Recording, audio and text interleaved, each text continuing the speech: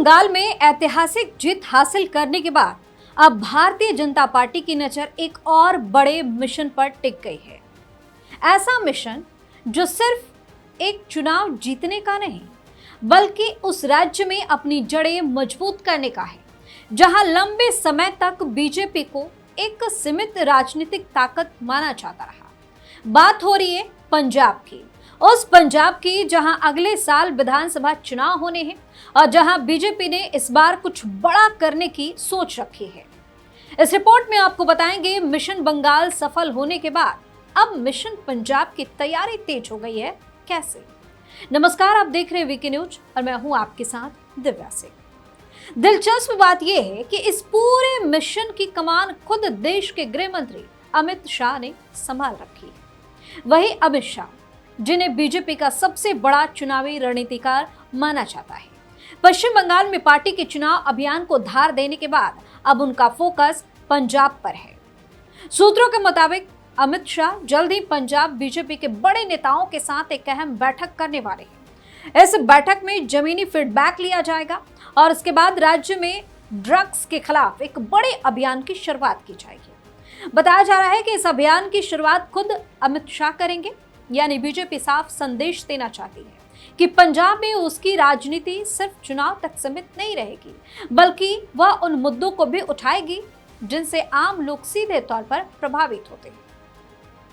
दरअसल पंजाब में बीजेपी की सबसे बड़ी चुनौती यही रही है कि उसका जनाधार मुख्य रूप से शहरों तक सीमित रहा है।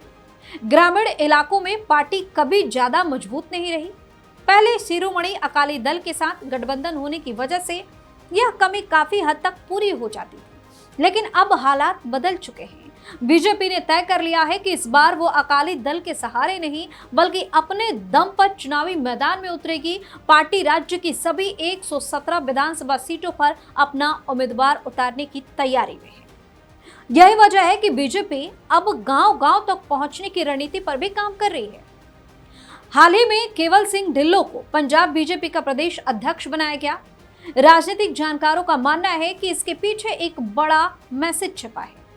ढिल्लों जाट सिख समुदाय से आते हैं और उनकी नियुक्ति के जरिए बीजेपी मालवा बेल्ट और ग्रामीण वोटरों तक अपनी पहुंच बढ़ाना चाहती है। बीजेपी को इस बात का भी एहसास है कि कृषि कानूनों को लेकर किसानों में जो नाराजगी पैदा हुई थी, उसका असर अभी पूरी तरह से खत्म नहीं हुआ है। इसलिए पार्टी अब सीधे किसानों और ग्रामीण परिवारों तक पहुंचने की कोशिश में है। केंद्र सरकार की योजनाओं की जानकारी लोगों तक पहुंचाने और लाभार्थियों से संपर्क बढ़ाने का अभियान भी चल रहा है।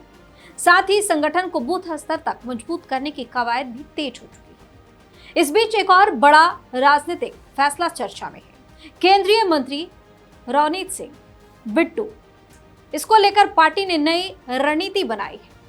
उनका राज्यसभा कार्यकाल खत्म होने वाला है और सूत्रों के मुताबिक बीजेपी उसे दोबारा राज्यसभा भेजने के बजाय पंजाब की राजनीति में ज्यादा एक्टिव भूमिका देना चाहती है। सब माना जा रहा है कि वह विधानसभा चुनाव लड़ सकते हैं और चुनावी अभियान में बड़ी जिम्मेदारी भी निभा सकते हैं। बीजेपी की रणनीति सिर्फ संगठन तक सीमित ही नहीं है।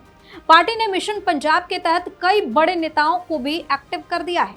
राष्ट्रीय महासचिव तरुण चुग को राज्यसभा भेजने का फैसला हो चुका है। उनके केंद्रीय राजनीति में और बड़ी भूमिका मिलने की चर्चा है।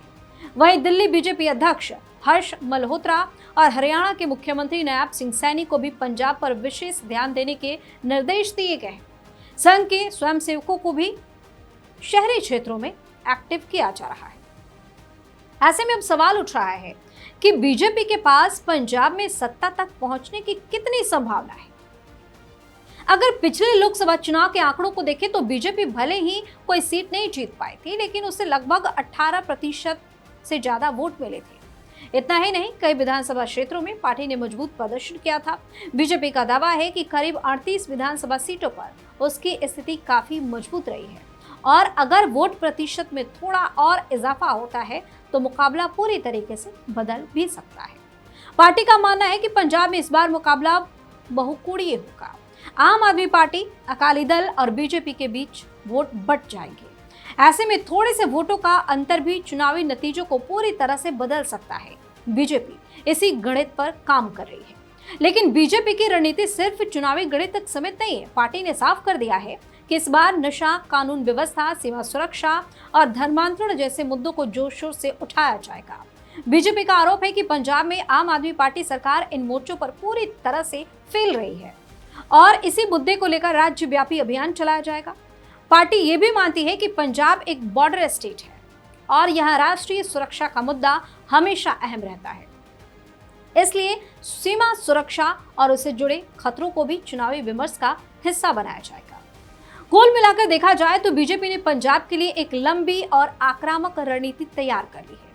अमित शाह खुद मैदान में उतर चुके हैं, संगठन को नए सिरे से खड़ा किया जा रहा है, गांव तक पहुंचने की कोशिश हो रही है और चुनावी मुद्दों को भी नए तरीके से तैयार किया जा रहा है।